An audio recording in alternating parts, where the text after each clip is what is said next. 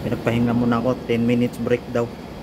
Nag-check na naman ako ng ng mga reject o kulyang. Ito.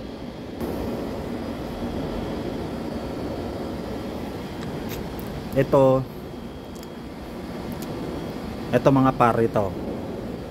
Sa amin to gawa to. Ito dito na ito sa company na ito. Bali ito dinideliver namin, nakabox siya. Tapos ito sa amin to ginagawa.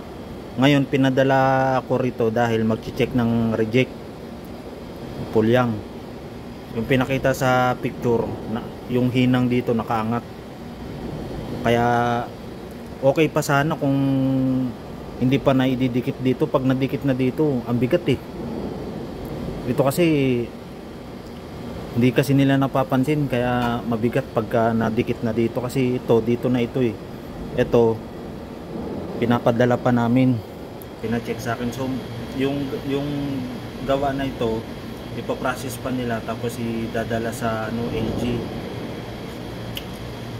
Kumbaga yung ginagawa namin para sa LG yun, pero dadaan pa muna dito sa company para siya ikabit doon. Binigyan muna ako ng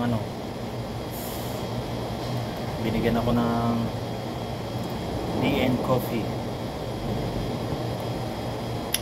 Hindi ko pa ininom kasi nakaano ako candy.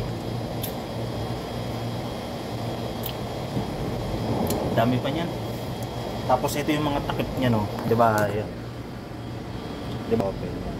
Ito sa amin din to gawa. Kailangan walang rin to, walang pipi sa gilid. Karamihan naman yan sa gilid yung pipi. Ayan. Tapos yung takip niya, ayan. Ayan yung mga takip. May goma.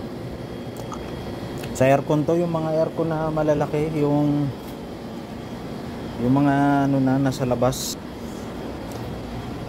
Abang aircon nyo, yung malaki, hindi window type. Kalimutan ko na. Marami to, baka overtime na naman. Okay lang, pero siyempre dahan-dahanin lang.